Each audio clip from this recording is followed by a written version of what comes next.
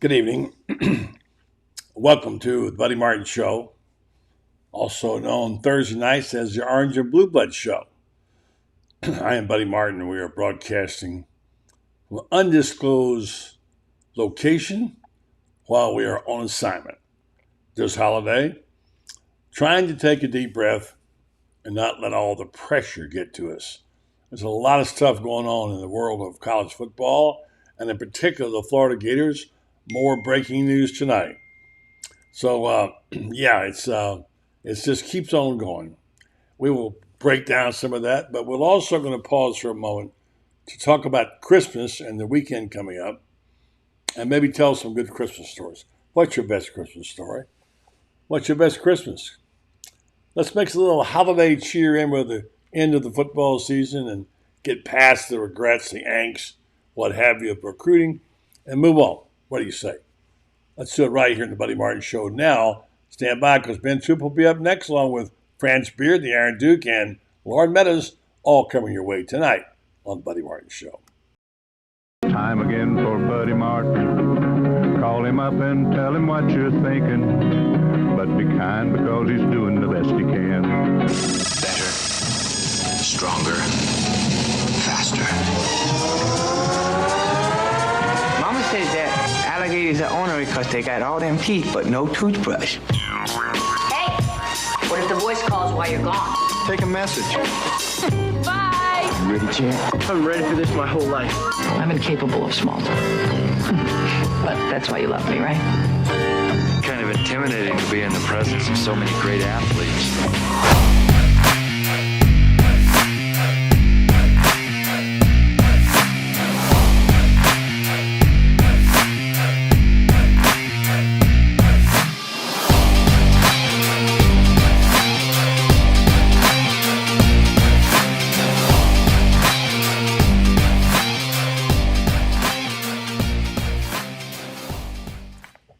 Good evening and welcome to the Buddy Martin Show. Happy holiday season to all you and yours. I've decided today to take a breath over these next few days, calm down, try to get into some of the holiday spirit, think about things that are bigger than college football, which we talk about all the time here, but there's just some stories that won't go away. The Florida Gators keep on giving, don't they? So, a lot of stuff to be answered tonight. I'm sure I don't have the answers. Maybe amongst us, you, Ben Troupe, Franz, Loren Meadowsl can come up with some.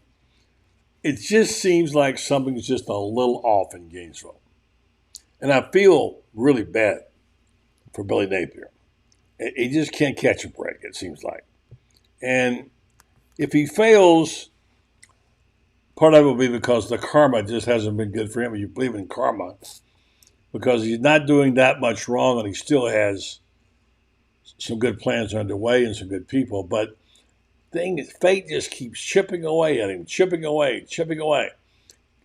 We know what happened yesterday in the moments of anxiety when they weren't sure they had their quarterback and an ace defender in tow for recruiting. And they came through at the last minute, and they got DJ Lagway, the guy who was a heart and soul. And they got the best defensive player that they were after. But they lost a lot of flippers, a lot of people flipping. Let me just say one thing about this. Keep in mind, almost nothing is permanent today. I mean, nothing. What happens today could change tomorrow. And the players that you sign could be going out the door, playing for two other schools before they graduate and leave. It's just nothing permanent, and it's very unsettling for a lot of Gator fans. I don't blame them. It's getting to a point where it's a lot of. I even talked to one guy who says, "I'm done. I can't handle it anymore." Another FSU fan says, "I'll never watch college football again." There's a lot of strange things happening. The one today that happened, we're going to talk about that with General Ben Troupe in just a moment. Jay Bateman, considered a good coach, inside or linebacker coach at Florida, is named the Texas A&M defensive coordinator. Now that sounds a little odd because if he was that good, why wasn't he defensive coordinator in Florida? And why did he leave? obviously, the dollars that the Aggies threw at him and the title. So these coaches are so prized by other people. I don't quite understand why they get overlooked, and some of the ones they've lost were good coaches and people that I thought would be an asset to Billy's staff. But that's just me. And again, I'm going to keep it somewhat in the middle of the road tonight because we're going to tell a few holiday stories. What's your best Christmas ever? Fondest memory? Let's talk about some things that are not just recruiting and transfer portal and NIL, whatever. Let's talk about some of the things in the holiday spirit. Here's a guy who's always happy, usually has a sermon for us ready to go. And it's Christmas time. I know Brother Ben has got some things to say. Good evening to you, Ben. Oh, good evening, buddy. And, I see we are already jumping into it when you talk about the commits, when you talk about Coach Bateman going over to Texas A&M. Coach Bateman should be a cautionary tale for everybody who got something to say about these players. Coaches do this every year, every single year. This time last year, we got Coach Kerry Colbert going, the D coordinator going. And mind you, look at when they leave. They obviously got to wait on the season to leave. Right? I mean, to wait on the season. The thing about the coaching staff, they can go at any time. Mm-hmm. Remember when we got Coach Armstrong? Mm-hmm. Yeah. Just come out and I think the thing is, buddy, every time we got a fan that says, "I'm never watching college football again," you won't be missed. You are one person. You won't be missed. And think about it. You don't want to watch college football because of NIL. Look, Coach Bateman just left. And I'm not mad at him, by the way. I'm not mad at him. But coaches do this. Head coaches do it. Position coaches do it all the time. Coach Petrino is back at Arkansas. Remember him? Remember everything that happened? Same Coach Petrino that was coaching the Atlanta Falcons on Monday night, the very next day became the head coach at Arkansas, had a huge scandal, right? I'm not coming at him about the scandal. He's back at Arkansas. All I'm saying is it's not a perfect science. I'm not saying it is. Nothing is. The transfer portal is not the killer, and NIL is not the killer of college football. College football is going to thrive. You know it, buddy, just like I know it, because it never changes. It's going to keep on evolving, but let's just watch it play out. Let's just watch it play out. Coach Bateman gets a chance to be a D coordinator. He gets to call play. Let me tell y'all this so y'all can get it. Every position coach wants to be a coordinator, and every coordinator wants to be a head coach. That's why you coach. That's every last one of them. So if Buddy Martin, right, is a coach and at Florida, went to Florida, love Florida, and somebody says, "Hey, buddy, you want to be a D coordinator, right?" And Mama Martin, may she rest in peace. He don't got a shot to say no. As soon as Mama Martin reading the Twitter say, "Buddy Martin got off," he could barely walk through the door. Where we going? And I'm happy for these coaches because most coaches, one, would never be position coaches, never get coordinator opportunities, and head coaches. That's just out of the question. There's only so many. So I'm not mad at Coach Bateman, but I just think that but it's something me and you talked about. Before the show, you sent me. These linebackers that just came in, they got recruited by Coach Bateman. That's the part that's messed up. Yeah. And this is why I said when Lincoln Riley became the head coach at Oklahoma, who replaced Bob Stoops, they recruited the whole class, and they knew that Bob Stoops was leaving the whole time. They knew he's leaving. They got all them boys in there that they wanted. Then they announced it. That's the part. It's the part of, hey man, just be honest. When do we get to a point to where we get mad at players because they want more NIL money, but we don't get mad at coaches who know they got all these things behind all these offers on the table. So I'm not mad at anybody involved. Let me say that. I'm not mad at Coach Bateman. I'm not mad at Coach Colbert last year. I'm not mad because Sean Spencer and Corey Raymond were two of the premier coaches in the country, and because of lack of productivity, you got to get rid of them. Got to. With these recruits who Sean Spencer and Corey Raymond was in their freaking living room. So it's not a perfect. It's college football, but it's about as chaotic as a scenario you can have. You got your livelihood based in 17 to 22-year-olds. That's your livelihood. So I'm not surprised, buddy. It's just 2023. You make good. player that just got recruited. You Yeah. know what I see now, buddy? Now it used to be a time they'll put where you rank, or like they'll put where you from, school you came from. Beside every last athlete that just came to Florida, they have an NIL value right to the right. So now they can see that stuff. Mhm. They can see. They say I'm worth $700,000 or $150,000. So all I'm saying is it's not going to be a perfect science. I wish Coach Bateman the best, but like we said before, buddy, if Coach Billy Napier can't go out there and get anybody he wants, he's doing something wrong. He can get any D-line coach he wants. He can get any inside linebacker coach. The same way Texas A&M just plucked Coach Bateman. He can do the same. Every linebacker coach on any school should be nervous if they're in Florida. Because if Coach Billy Napier called, you got to, hello, how you doing? You got to take his call. Don't mean you're going to take the offer. So I think we'll be just fine in that department. All right, so I think that here is timing. The timing of all the things that have taken place in recent days. Florida came out okay, but not great in recruiting yesterday. They got the top two guys they wanted on offense and defense, but there were some bullets sweated on some of those. They did not get some of the other players they wanted, some 4 stars. They flipped. They flipped to schools in the SEC, and that hurts. And then it's a blind draw. You don't know who you're bidding against. You don't know how much you're bidding. And now it's got a price on it, like you said. We've got a price on it. So I get this business. My grandma told me all that glitters is not gold, though. And be careful, when you put your price out there, remember it comes with a price. And so I read a woman, one of the women I know that writes on Facebook, very good. She said today, boys, that's just the way it is now. You're big boys. You're playing for money. Get used to it. Grow up, because it's a different game when you're getting paid dollars for it like this. So that happened. Then there was this just somewhat, I wouldn't say disturbing, curious thing about Leonard, about what happened with Ernest Graham's son. And maybe that was part of it. Yeah, Miles, maybe this was part of it. Maybe Bateman was part of it. The story came out today that Ernest Graham made his frustrations known in the wake of the inside linebackers, Coach Jay Bateman's surprise move.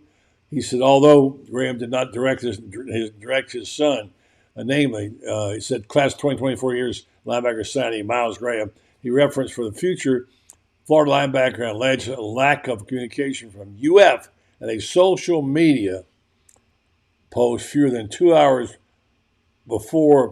after the Bateman departure. So there's something going on there with Ernest. And the Graham family, you know them, they're good people. They're upstanding. And of course, Ernest is a great player in Florida.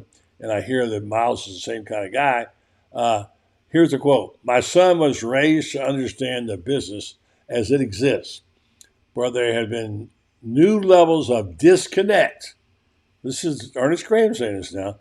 New levels of disconnect with this program that I have never ever experienced. He said, no calls, no communication, the driest experience imaginable. I'm just going to start there.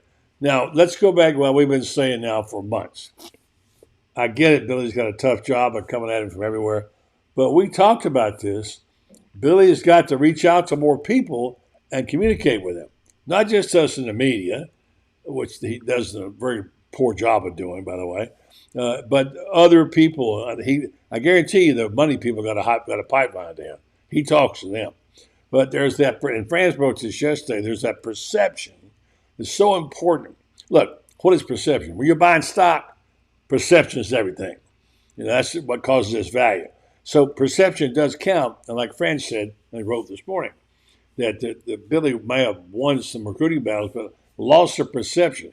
Because I'm looking at all these people who grade their rating, their recruiting, and you see winners, losers, Florida. Now, I don't see why you could say they're losers because they didn't get all of them. But, I mean, that's the perception. They are losers because it looked like the program was getting away from Billy. And the indication is defectors he's had and people he's lost because the class was elevated so high, Ben, to number 3, and now it's dropped to like 14, 15, whatever. I don't go about all that stuff. I think it's overrated, but that is perception, and perception does count. So the question is, has the other shoe fallen for Billy during this past 48 hours? All this, it seems like something's always on the negative side for him. I wonder how much one guy can take, because he's had his fair share of it, Ben.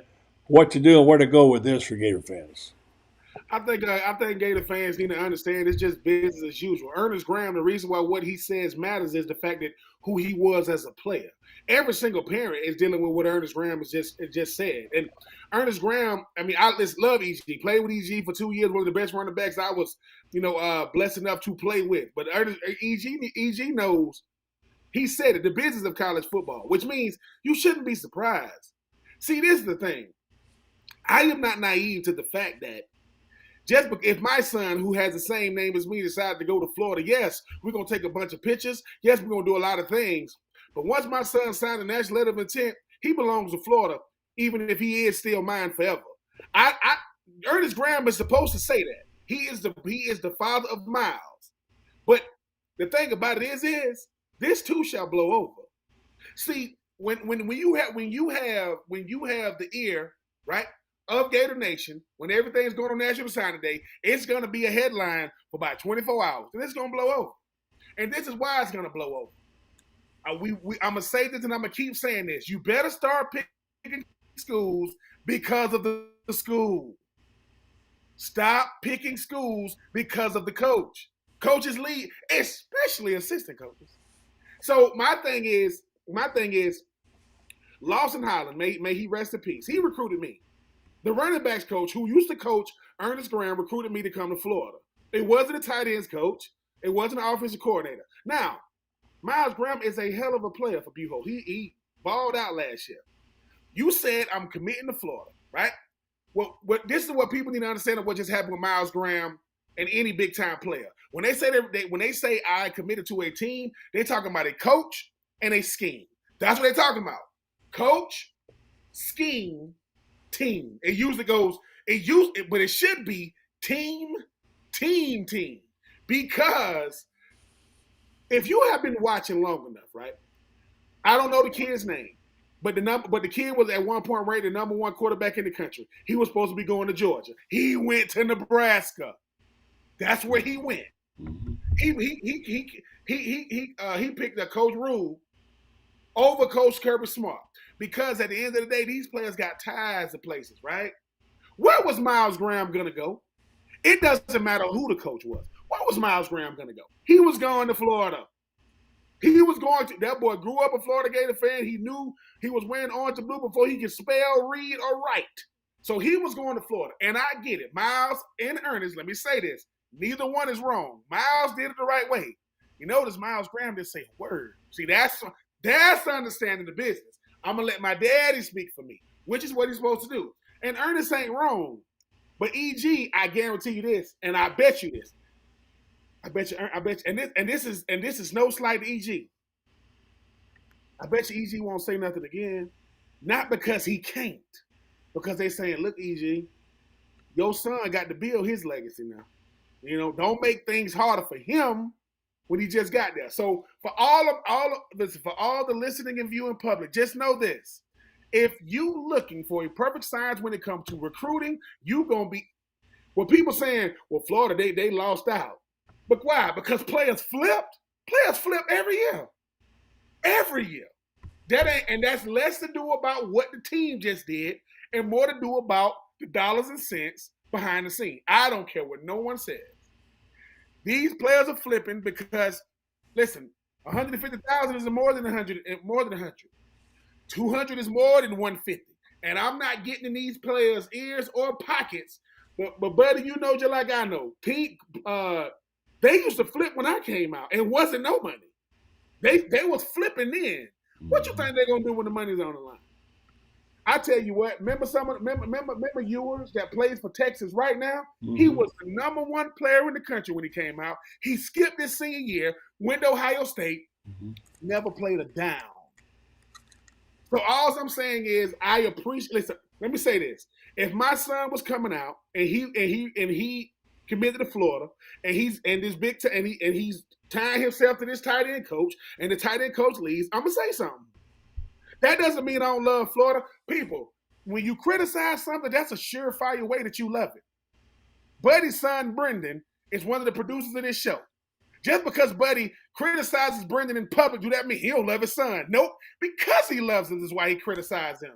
So Ernest Graham knows he can never do for Florida what Florida did for him. I can never do for Florida what Florida did for me. But if my son is going to Florida and Ernest is looking that coach in his face, when he asked that coach, "You gonna be here?" At the time he asked him, it was a true statement.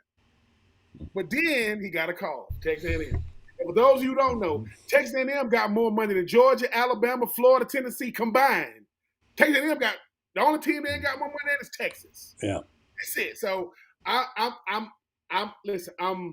respect what Ernest Graham did because as Miles Graham daddy, you got to do that. You supposed to do that. But buddy, you know just like I know, if he makes another statement, I don't think he's gonna make another one.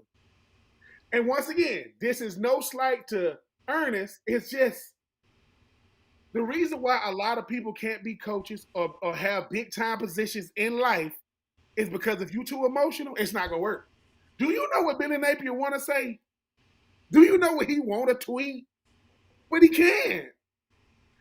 The great Chris Rock said it this way. He had a comedy special. He said the people with the most. I love Chris Rock, by the way. I love him. Chris Rock said the people with the most have to say the least, and the people with the least say the most. Yeah, I get you. So all I'm saying when it comes to this situation is, when you look at these quote early recruiting rankings, this stuff be in 2022. Everybody gonna commit because ain't nobody played yet. But guess what?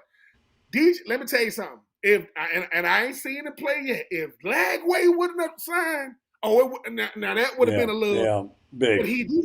But he did. And guess what? When Lagway career is over and he can talk about how his recruiting was, he'll tell you what it really is. That boy set records in Texas. They let him lead the state of Texas to come to Florida.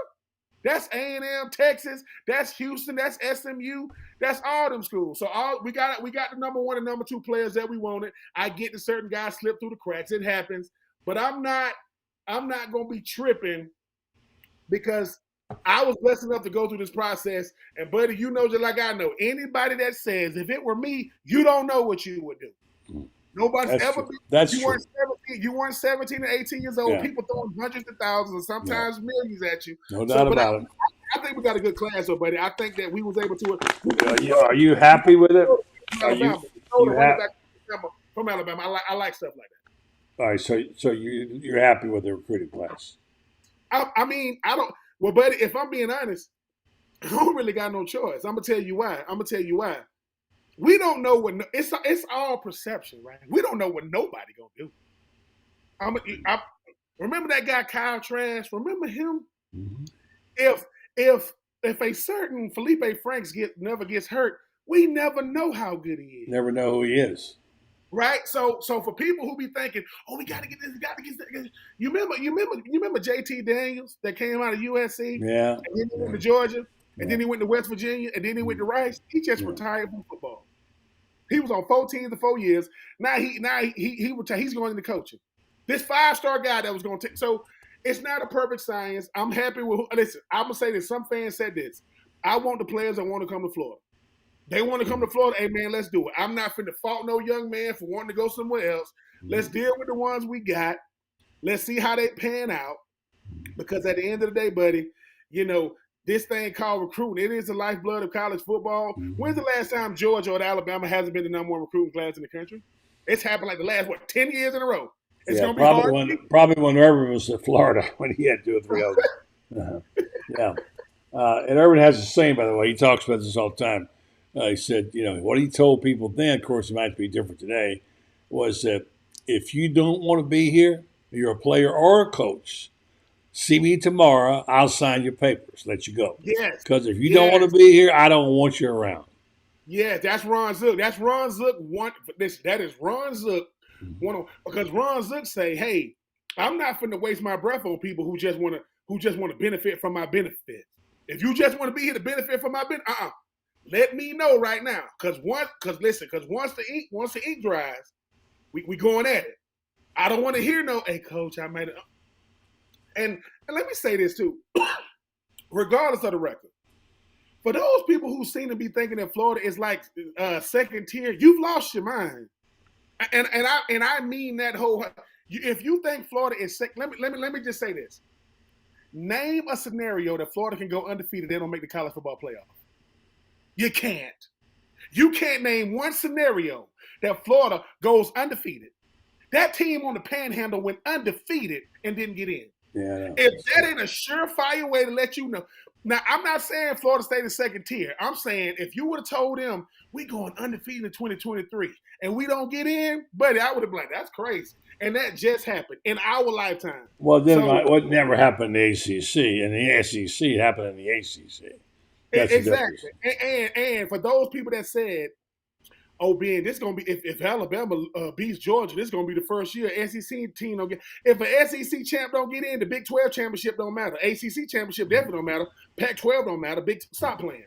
Stop playing. So I'm just saying it's a lot that goes on. Shout out to the boys over there on the Panhandle. I ain't trying to throw no shade at them. I'm just saying people are going to flip. And nowadays, buddy, we used to know why they flipped. Now we know why. We just don't know what the dollar sign was as to why they flipped. All right, good stuff. Great stuff from Pastor Ben. I got a quick quote from you, from somebody you know about the facilities in Florida. We'll also talk about a little bit of good news. A couple of walk-on commits today. It's always helpful. And we've got Franz coming up. But first, I want to tell you about Titan MRI. Titan MRI is worth the short drive to Gainesville. No insurance is no problem. You can pay with cash or card with same-day scheduling. Where do you get that? Start feeling better today about it because Titan MRI is North Central Florida's premier independent MRI facility. You know what it's like when you're sick and you have to have these tests? That's bad enough. When you have to go stand in line and wait 2 weeks to get your MRI, that's difficult. Well, these folks are fixing that. Come see why hundreds of patients are visiting our Gainesville location for Ocala, Marion County, and the villages. That's TitanMRI.com. Well, Dan Mullen weighed in today on the short quip. He said, I wish I had the facilities they have now. Even the former coach is taking shots at Billy. So, hey, look, let me say this. Right? Let me say this. When you have the top spot, having the top spot don't mean you're the best team in the country. When you the head coach at the University of Florida, you have the top spot. That's nothing against that team on the Panhandle, nothing against the team in South Florida either. Nothing against the team in Tampa or Orlando, right? But, buddy, sometimes that's what they paying you to take the hits, right? It's easy to talk from the sideline. It's easy to say, oh, if I had this, I had that. Dan Mullen, you had the resources at Florida. You had the same resources to recruit that Billy Napier had. You didn't focus on it. You said, my way of coaching, my style of offense is good enough. I don't need recruiting. Now, when's the last time the national championship team wasn't top 5 in recruiting? It doesn't happen. It does not happen. So I get what he's saying. Yeah, you wish you had it, but you had it. Because guess what? Last time I checked, indoor facilities, and I get it. This is our second year. Our second year gonna be having the new indoor. So guys used to have to cross the street. Now they don't got to cross. I had to cross the street to go to practice. That's true. That is people don't know what you mean by that. People don't understand that. I went to school in journalism school in that same building. I know. So you got for those of you who every don't day. know what Dan Mullen means is Dan Mullen basically when you used to go to practice in Florida, you underneath the stadium is where our locker rooms were. We used to go out. The weight room was there. We go outside, upstairs, cross the street, go over to walk parallel, kind of like to the O-Dome, and go. So a 5-minute walk. Yeah, but so clickety clickety those cleats on. Oh yeah. They used to call us clickety clack. You got the clickety clacks coming across the street. Let's listen. But let me tell you how Billy Napier can flip this. When an ex-coach is talking about a current coach's facility, go check him out. Go look at what he's talking about, right? Because here's the thing. It sounds so easy to say, wish I had those facilities, still got to recruit. Even with those facilities, you got to go out there and recruit. So all I'm saying when it comes to Billy Napier is, I don't feel sorry for Billy Napier. Number one, he's at Florida. He doesn't lack anything. He makes too much money. You got to get it done. And buddy, you know that. You got to get it done. I mean, you do. So I just think that Dan Mullen ain't finna talk about somebody in some entity that's not relevant. What did Dan Mullen say about USF? He don't. What did he say about UCF? He don't. What did he say about the other two schools about the Big Three? He didn't.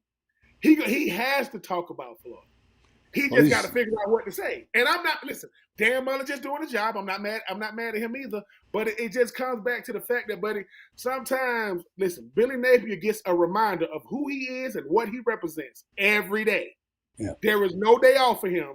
So he got to get it done, and I get it. The first 2 years, it hasn't been that. But there's a team up there in Columbus, Ohio, right? They lose one game a year now, and it keeps them out. So expectations at big schools are always the same. Yeah. If you can't beat the team, I mean, Dan Mullen, listen, keep talking about us, Dan, because at the end of the day, man, hey, Dan Mullen was relevant when he was at Mississippi State. Dan Mullen became a household name when he came to Florida, and he knows it. He knows it, and I'm happy for him. But keep talking about them Gators, man. We got I was blessed enough to sit down with Graham Mertz, and I asked him, what does he think about this Florida team? He said, we hungry and we ready. He said, but Ben, until we get out there next fall, we are what our record says it is. So people gonna say whatever they want, and they should. Yeah. But he said we'll see what happens when we kick it off this time. Kick it off against them boys from down there, the MIAO first game of the year. Yeah. All right. Thanks, Ben. Let's see. Here's some comments. DeAndre will get to you in a second about that. Franz Beard standing by.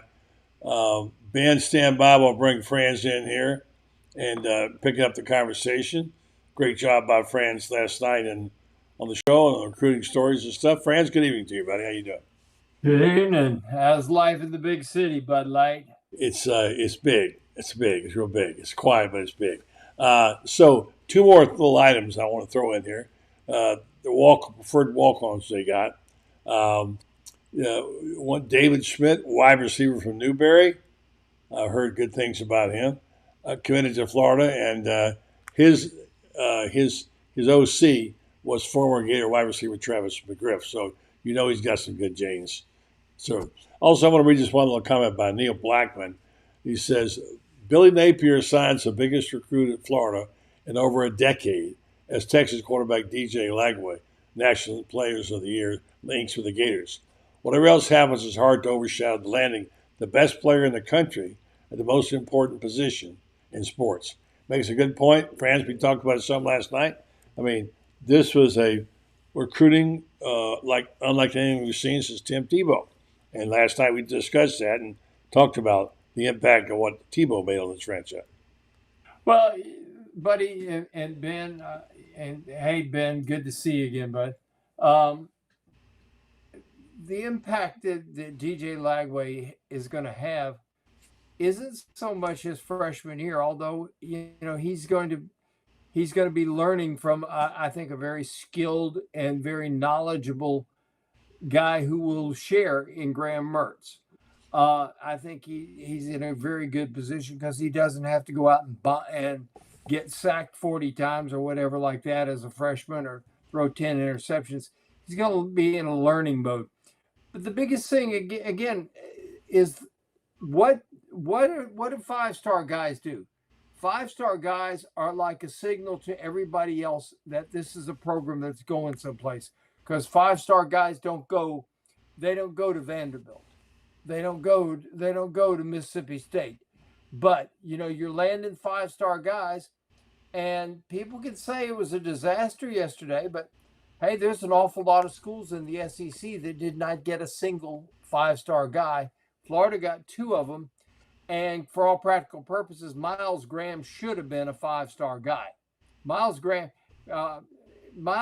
is an absolute stud, and he could play five positions right now. He could actually be your nickel guy. He's quick enough to do that. And you want a nickel safety that's big enough to handle a tight end. Well, he's going to be able to do it. could start at running back. He's got his old man's genes when it comes to running over people and absorbing and giving out the punishment. So really, realistically speaking, Florida has 3 5-star guys, and the guy that they got, the other linebacker that they got there from Aaron Childs from Olney, Maryland. He's another one that probably should have been a 5-star guy, but they only give out, I think they only give out like 55-star guys for the whole country. And I've always wondered why you limit your numbers. Why not, if a guy's a 5-star talent, give him a 5-star rating? You know, some years you may only have 28, some years you may have 78. But, you know, when you look at it, it's a good recruiting class. It's not a disaster. It would have been better if you could have kept Williams. It would have been better if you could have kept Hayes and Phil Samey. It would have been better if you'd kept Waller. But this is what the portal's made for. You make up in the portal what you didn't get in the high school ranks. And so he's got his work cut out for him. What's going to happen is this is going to be really defined by what he gets in the portal this year. Next year is, any help he gets from true freshmen next year is going to be a plus. Where this class is going to be defined is what he gets in the portal and brings in experienced guys who can help. Okay, good points. And by the way, you and Matt Quartararo last night did a fabulous job on going through every recruit and telling people who they were, what they were about. And by the way, I had to be sure and say this, or the producer of the show will kill me. Be sure to like and subscribe to this podcast right now, if you will. Go over and like and subscribe to it. It helps us a lot. And don't forget about GatorbaitMedia.com, where guys like Franz Beard just grind away with terrific inside stuff every day. We've got some good young reporters who are doing well on the job. They let me write once in a while, occasionally. And before it's over, I have Ben Troupe knocking out a blog or two. You never know. He's got the talent. So I took care of business there. Let's go back and summarize just for a second. Oh, by the way, this is my favorite note, okay? Ole Miss signing and number 1 JUCO prospect, Deion Smith, okay? Pulled up in his signing ceremony on Wednesday in a Lamborghini.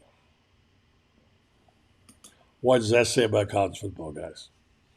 A Lamborghini there. A little Lambo action. It's theatrical. We know it's theatrical. It's the same way when Nick Saban or Kirby Smart show up to a football game in a helicopter. I mean. Well, that's Nick Saban. I mean, you can't compare that. But the thing about it is, buddy, it's become. I mean, these recruiting. I don't mind showing up in the Lamborghini as long as you don't got on 15 shirts. That's the one. When you got on 15 shirts and you take them off. Look. Because the thing is, right? Every guy thinks that because of when I came out and I go back into the portal, I got the same leverage. You don't. Once you sign, your leverage, unless you're a quarterback, your leverage is over. I'm gonna tell because the thing is, number one, I'm not creative enough to do that. I'm not smart enough to do that. I remember when you signed in your high school library with a couple of news people, your family, your head coach. Yeah. Nowadays, they kissing bulldogs. Got a posse. But I just think that now when you start talking about recruiting and what it is, a lot of these players really, I mean, and it's nothing against them. A lot of these players really, really don't realize you're not going to play just because you signed. You think, oh, I'm signed. And because the whole thing about it is the culture shock known as college football, it's about to smack you in the face. You about to see my nephew plays at Washburn University up there in Topeka, Kansas. Right? He plays there right now. He said, I got players transferring in from the SEC. I go, don't let that fool you. See, sometimes I want to go to the highest bidder because I think I fit the bill. I just think let me tell y'all something. I'm sick of this myth. Stop thinking that the reason why The Rock didn't play football is because Warren Sapp was in front of him. He was never. I love The Rock now, and I don't want no problem with The Rock.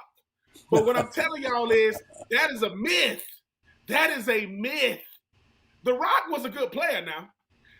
The Rock was destined to be, a wrestler. I ain't see him becoming a superstar. He came as a movie star. So I'm just saying, when you get to college, a lot of times people think you don't play because you ain't up to speed. No, ain't but the best 11 gonna play.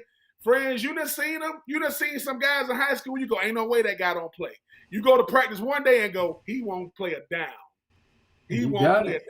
I've heard Ron Zook, and he don't mind me saying it. Y'all got to hear some of these phone calls that Billy Napier and Ron Zook and Dan Muller have to take during the week. You got a mother calling about her 22-year-old baby. Why my baby don't play?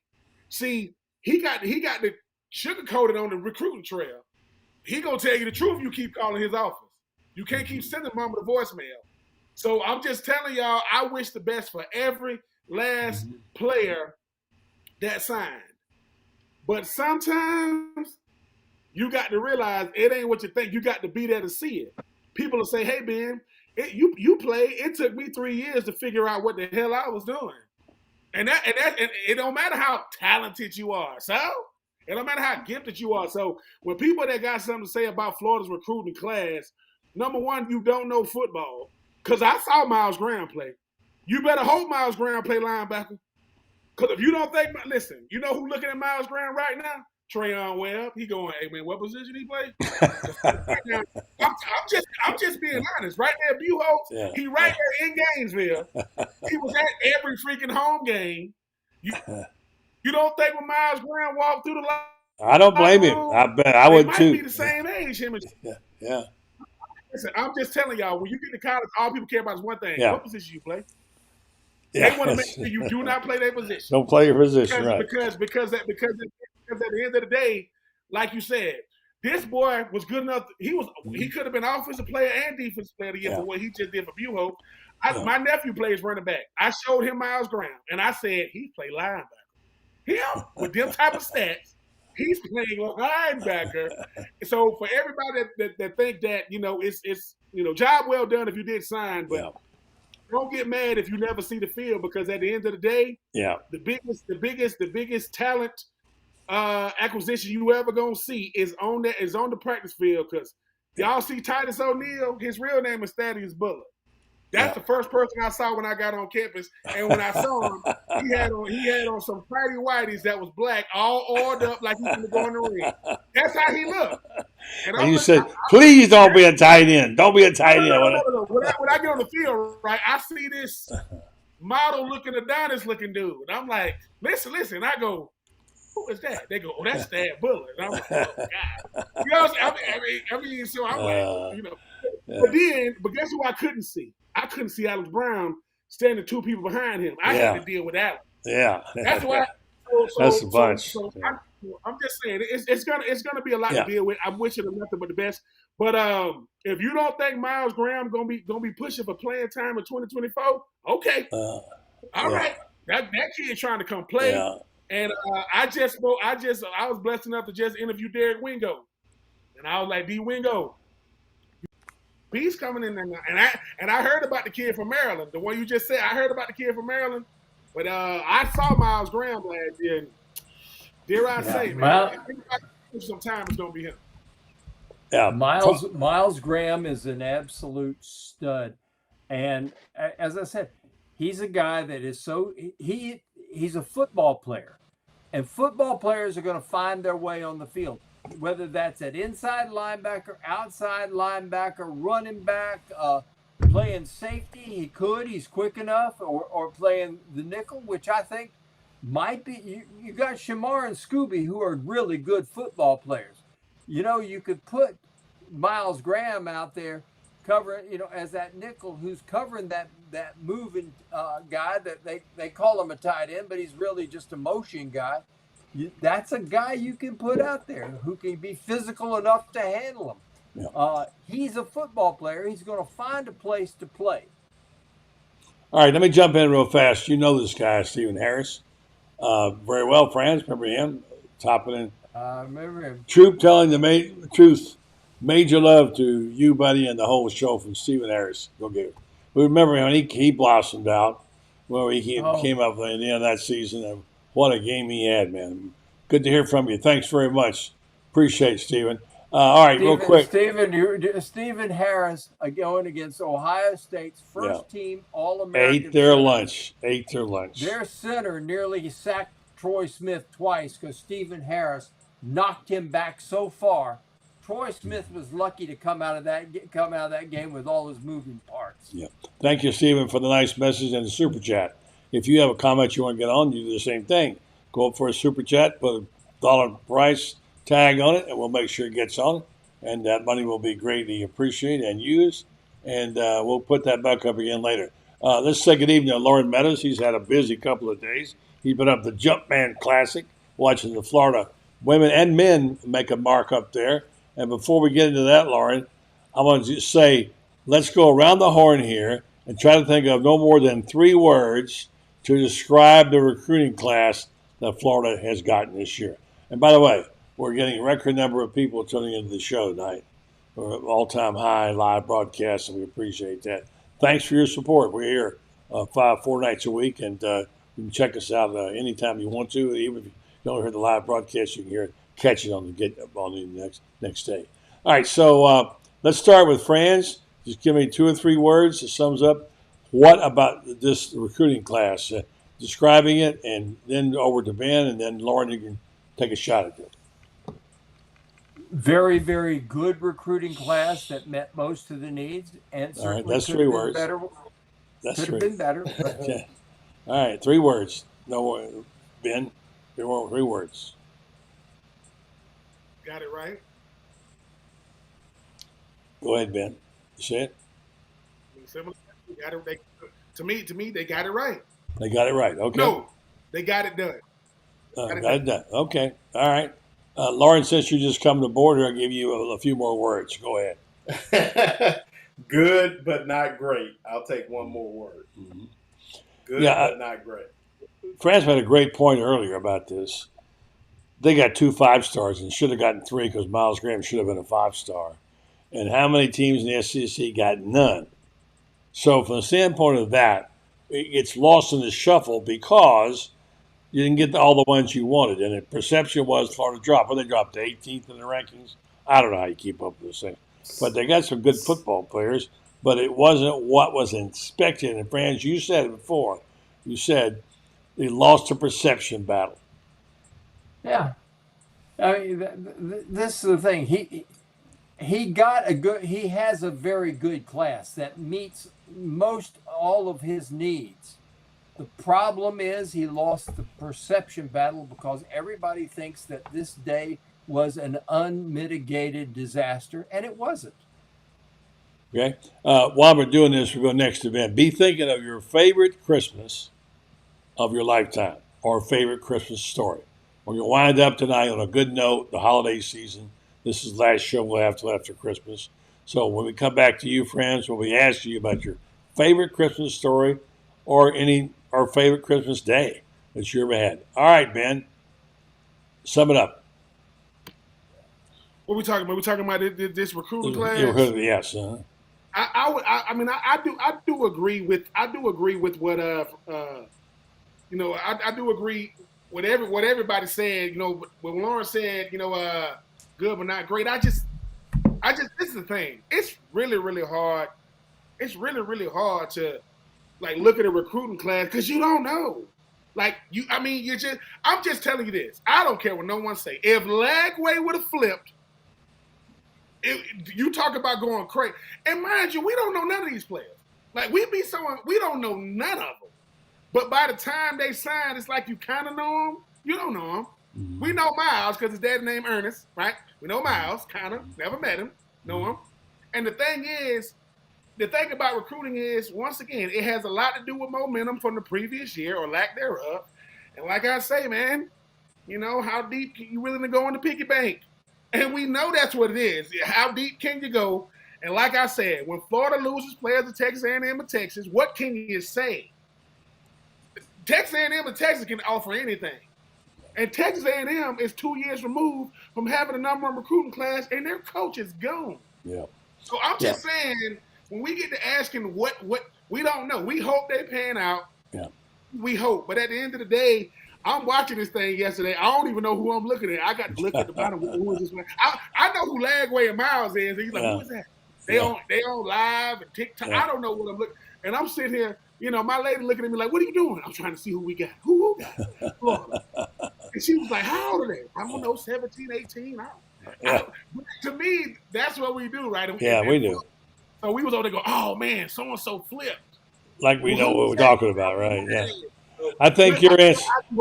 I think your answer would have been not great, but good enough. No. Listen. Are we really talking about what we recruited? We 2 years removed from Dan Mullen. We didn't even have recruiting shows then. For what? What are we? Come on now, seriously? Hey man, you want to talk about Dan Mullen recruiting class? No, it's invisible. No, we're not talking about that. Let's just. All right. Let's go get something to eat. All right. So, Loren, earlier tonight, I mentioned this quote from Dan Mullen. I wish I had the facilities they have now. What's your comment? Hey, man, I say it now, and I said it with Mullen, and I say it with Billy. Coach your football team. When you kick off, the game, I keep saying it, the game is pure. Blocking, tackling, throwing, catching. All that other hubbub don't mean a thing, man. It's just like the way I am with Napier now is the same way I was with Mullen. Coach your football team. Period. A lot of people do a lot more with far less. I ain't trying to hear it, man. That's I mean, shame on Dan Mullen for a few things this past year with his sour grapes and things like that. But, this is a cautionary tale to Billy Napier, too, because I was not impressed with the press conference yesterday. I actually was, a little disappointed, actually, and I didn't like some of the back and forth with some of the questions that were answered. And I would say the same thing with him. Coach your football team. And you haven't done a very good job of that in the last 2 years.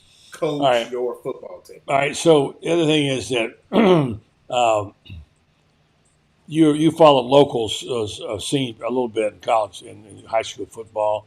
Florida got a couple of preferred walk-ons. One of them was a kid from Newberry, wide receiver David Schmidt. You know anything about him at all, Loren?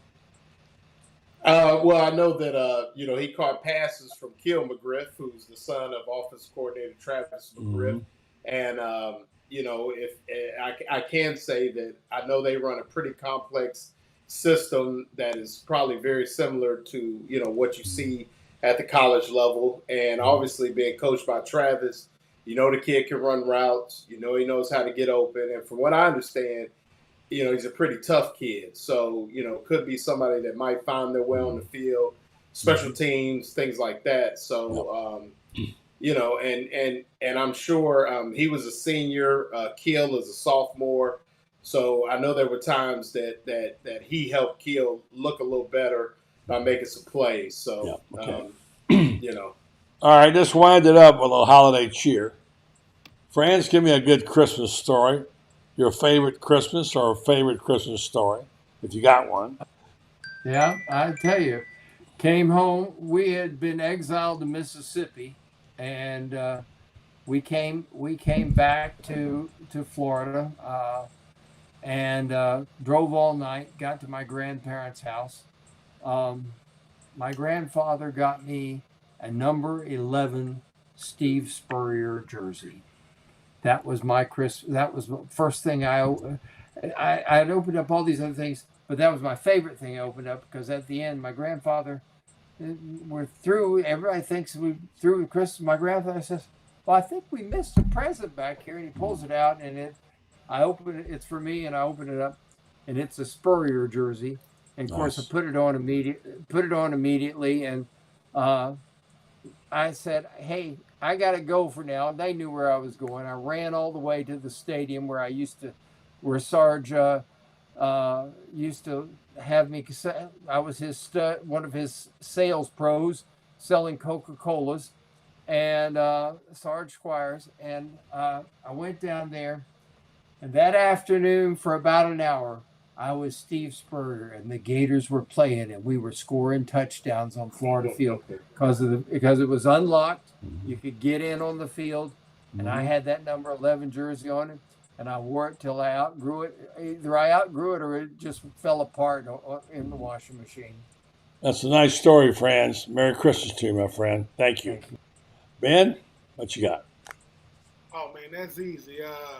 Back when Super Nintendo first came out, obviously my mom didn't have the money to get it. She wanted it for us. She wanted it. Shout out to my grandmother. May she rest in peace, man. This woman has a heart made of gold. So this is right around Christmas time that my grandmother, part of our house burned down. We stayed at my grandmother's house. Part of her house burned down. Not all of it.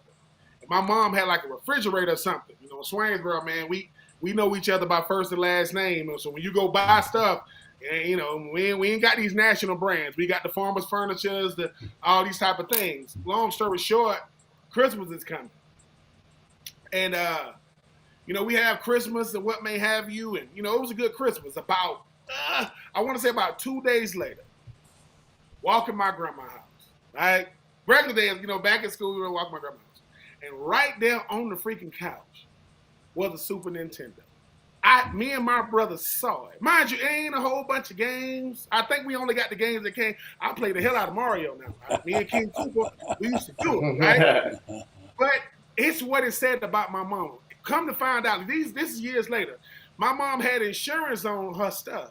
And it's not like my mom was a rich person that splurges. They asked her, hey, you got about, I don't know, $1,000 left after insurance. What you want? She said, I want that Super Nintendo for my kids. My mama is the truth now, because Christmas is over, we wouldn't have been mad, but when we saw it, now after we bought it, me and my brother used to get in a lot of fights, because my brother, right when I'm getting ready to kill King Cooper, he'll turn the game off. He used to do that a lot. We usually scrap a little bit, but I just remember it wasn't about nothing in particular. I remember walking in the house, and I can't remember what I was gonna tell my mama. When I saw that Super Nintendo, me and my brother holding each other, because she remembered us even in the midst of losing something. So for me, it was that Super Nintendo. Like I said, we never got no games. You know what I'm saying? That was when I was a video game junkie. Maybe I got some trauma from it. I don't even play video games now, but I just remember walking in my grandma's house. Because at first we thought my grandma had got it. We give my grandma all the love. My grandma said, no, that's y'all mama. We're like, what? Cheryl? You? So, shout out to mom. And listen, we're gonna have Christmas at my house this year. I'm gonna bring it up, and before I can even tell her thank you, she gonna be like, she don't mind giving herself credit. That's the type of mom I got. She knows she did it. So shout out to Mom Dukes for getting that Super Nintendo. Never got no games. My mama said, them games high. Games cost $50. Y'all better play with what came in the box. So that's what we did. Great story. Merry Christmas to you, Ben. Thank you, buddy. Appreciate it. Yes, sir. All right, thank you. And Franz, I'll say good night to you, because our internet won't handle all four of us with this many people on the line. So good job, Franz. Merry Christmas to you, buddy. Take care. Buddy, and Merry Christmas to you guys too. Merry Christmas. Let me say this: we're really blessed to have such good people who work with us. Yes, we are. And God's been good to put us in touch with great people who not only are great about the sports, but they're just great about life. We're really blessed. So what's worth? Thank you for that, Franz. It's very nice. Merry Christmas to you, brother. Take care. Guys. All right, Loren, I'm going to tell my story. Now, you go ahead and tell yours, and I'll tell you. You can save for mine. All right? Go ahead. Yeah, well, mine is kind of twofold. The first one, I think I was about 11 years old, and this is when Transformers were, the rage and everything. And my mother, I realized that while maybe it's kids listening, so that who wasn't really real anymore. So I asked my mom, I was like, you think I'm gonna get them Transformers? And she was like, you know, they sold out. I can't find them at the store or anything like that. And I was like, oh man. So that's all I really wanted that Christmas. So I stayed up all night. I couldn't sleep. I was so anxious. I was like, what am I going to get for Christmas? And then obviously woke up the next morning and there was a gang of Transformers and different things that she had gone to one of the stores real early in the morning and had gotten them and everything. So that was just, you know, one of the things. And then the carryover, you know, as a lot of people know, I lost my mother this past March, and my last Christmas was arguably probably maybe the last Christmas I ever spent in my hometown of Dayton, Ohio with my mother. And we left Gainesville. It was 70 degrees. We got to Ohio, it was minus 30 degrees, and we drove an hour from the Cincinnati airport to Dayton, Ohio in the snow. And, you know, it was just a really good Christmas. And unfortunately, that was the last Christmas with my mother and my last in my hometown of Dayton, probably for a while. But it was definitely a good one. We had a really good time. We're there for 3 or 4 days. And of my 50 years, that was arguably one of the best Christmases. That's a nice story. I'm going to share you with mine. Just you know, I lost my wife this past year. This is my first Christmas without her in 62 years.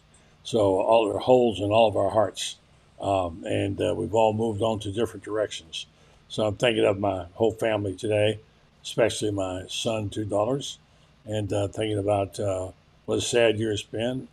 And what a sad Christmas it will be. But this is always Joni's favorite part of the year. So we'll think about her a lot this week and this weekend and remember the great times we had, some wonderful Christmases. Probably the best one we ever had was one we all got together at our house in Colorado. My sister and her 2 kids flew out right before Christmas, and we put up a bunch of food and put it in the freezer and had all the presents out and whatever. And our family from Ocala came in and said, boy, we want some snow. We'd like to have some snow. The next day, they had a 100-year blizzard in Colorado.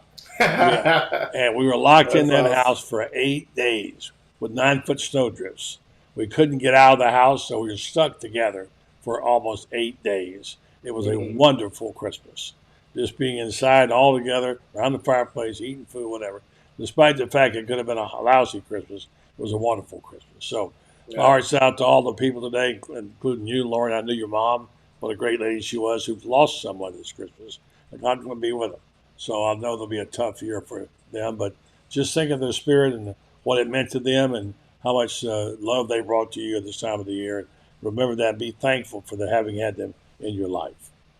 Yeah, and I mean, buddy, you know, we were able to you know, one of the last things, my mother came down and got to meet Miss Joni, and you know, Franz talks about the interaction you have with people, and you know, the fact that, you know, my mother got to know you and got to know Miss Joni and things like that. It just, you know, it makes all those things. I mean, Franz was spot on with how the good Lord puts people in place, and you can just really learn to love people and enjoy them, and you have those memories. So, you know, Merry Christmas to everybody. And, you know.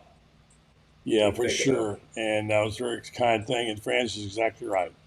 That, you know, we were lucky to have the bond we got of people in Gator Bay. We're all friends, good friends. We're a family, is what we are. So, yes, sir. So Merry Christmas to you and Miss Dayglow. You all have a good one and enjoy yourself. We'll talk to you around the horn. And thanks for everything you contributed to us this year, Loren. And you and Marcia have a great Christmas, okay?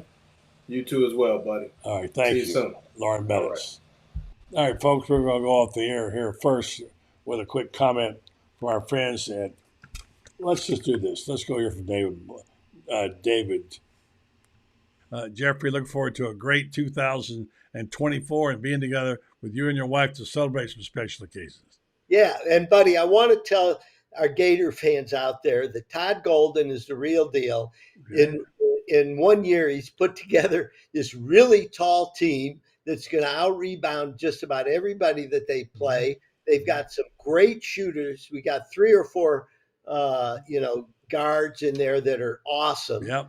And I predict that the Gators are going to be a ranked team by the end of the season, and that you wait and see. They're going to make some noise around March Madness. Sounds exciting. You'll be right there to report from courtside. Give us the inside scoop, Jeffrey. Yeah, and January 6th is Meldon Law Day. We're playing Kentucky at the O-Dome. It's Meldon Law Day. We've got special shirts for everybody. Giving stuff away again like you do all over the place. You're giving stuff away. But it's going to be All right, don't forget January 6th, Meldon Law Day for the Florida Gators playing Kentucky Wildcats, who trounced Louisville tonight, by the way. All right, so I'm going to tell you one more thing about our friends that make this show possible, a very key part of it, the folks at Renstar Medical Research. You hear me talk about them all the time? They're a great citizen to have in Ocala. Their downtown office is a patient-centered clinical research facility. They bring cutting-edge technology to areas and things like Alzheimer's disease, psoriasis, osteoarthritis, migraine, fibromyalgia in these clinical trials, along with many other conditions that affect us in our community here. So over 700 clinical trials, research trials done since 1998. Renstar partners with prominent pharmaceutical and biomedical companies throughout the medical industry. Renstar Medical Research, seeking tomorrow's answers to the health questions of today. Thanks for listening. Thanks for watching. Another great show tonight, folks. Merry Christmas to you all. Have a wonderful time and hug everybody in your house.